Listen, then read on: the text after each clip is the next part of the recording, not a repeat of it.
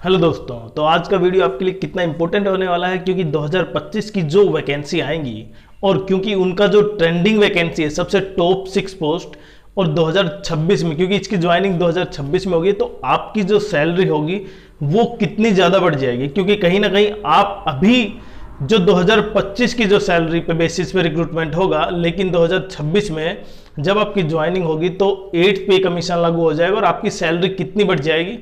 और सबसे इंपॉर्टेंट 2025 में जो सीजीएल का रिक्रूटमेंट नोटिस आएगा 22 अप्रैल को, उसमें जो कहीं ना कहीं एक नई पोस्ट ऐड हुई है, और भी पोस्ट ऐड हुई है, लेकिन जो नई पोस्ट ऐड हुई है 6 पे लेवल की, उसकी सैलरी कितनी होगी और उसकी वैकेंसी कितनी होगी। कहीं ना कहीं सबसे ज्यादा जितनी भी पोस्ट की वैकेंसी होगी उसमें सबसे ज्यादा यही हो सकती है। तो वीडियो को पूरा देखें। अगर आप चैनल पर नए हैं तो चैनल को सब्सक्राइब कीजिए।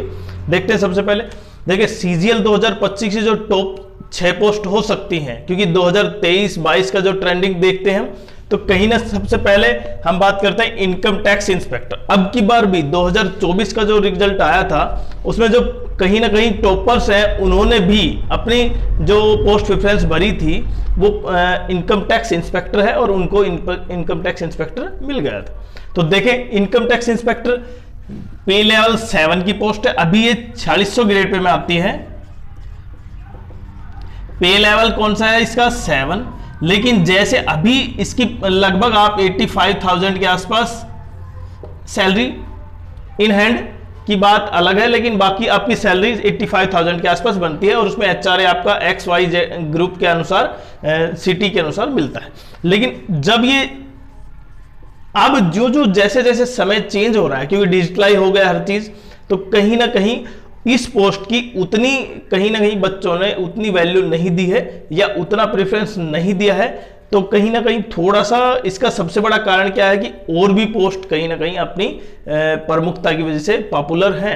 हालांकि इसका मैंने बताया ना 4600 ग्रेड पे में है, लेकिन जब 8 पे कमीशन लागू होगा तो आपकी सैलरी कहीं ना कहीं 1,15,000 से 1,25,000 के आसपास आपकी सैलरी होगी। 1,15,000 मिनिमम से 1,25,000 वो एचआरए पर डिपेंड करेगा।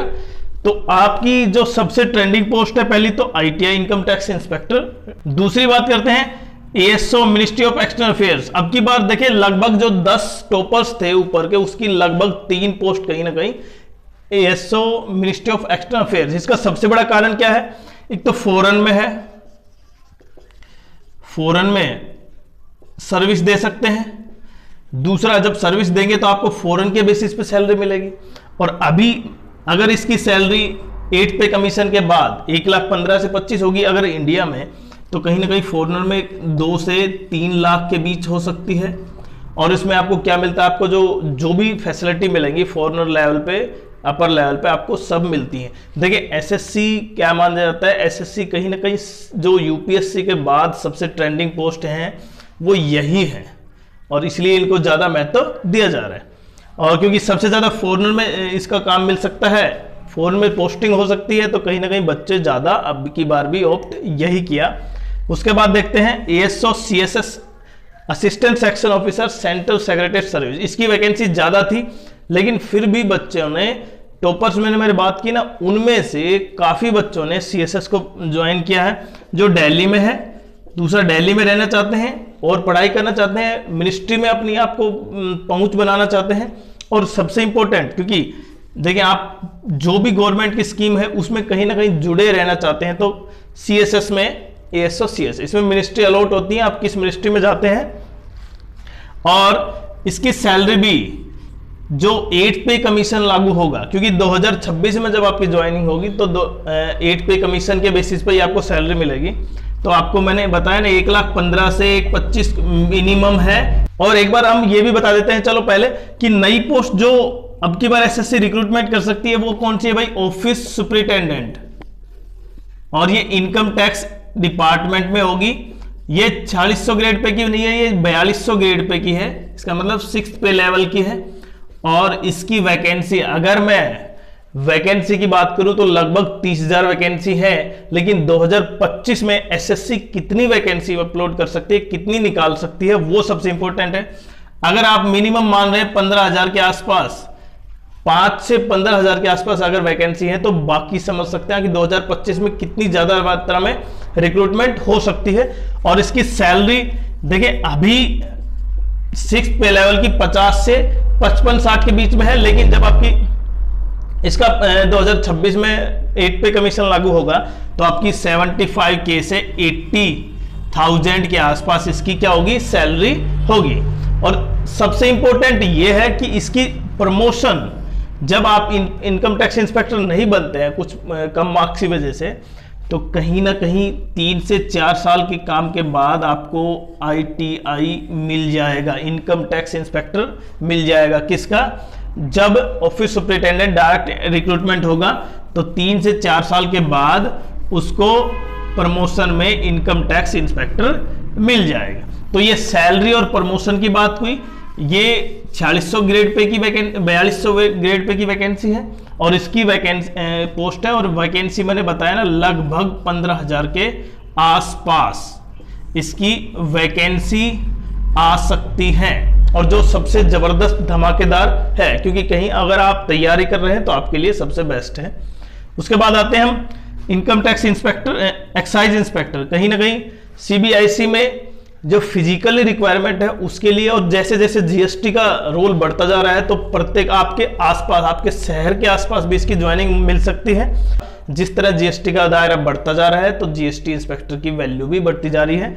और इसकी वैकेंसी आप प्रत्येक बार देख सकते हैं, वैकेंसी बढ़ती जा रही है समय के साथ। तो लगभग अब की बार 2,500 से 3,000 के आसपास थी, तो हम मान सकते हैं 3 से 3,000 से 3,500 के बीच अब भी 2025 में वैकेंसी आएंगी। उसके बाद एनफोर्समेंट डायरेक्टरेट की वैकेंसी देखिए हर बार कम रहती है। अब की बार 81 के आसपास थी, लेकिन जिस तरह से ED ने अपना रोल बढ़ाया है उससे वैकेंसी काफी अच्छी बढ़ी है। तो अब की बार आप मान सकते हैं 125 के आसपास ED की वैकेंसी होंगी। और ED कहीं ना कहीं पहले जो सबसे टॉप पोस्ट ED होती थी, अब ED का कहीं ना कहीं थोड़ा सा उतना दबदबा नहीं रहा, थोड़ा सा कम हुआ है, लेकिन फिर भी टॉपर्स की कहीं ना कहीं राय यही है।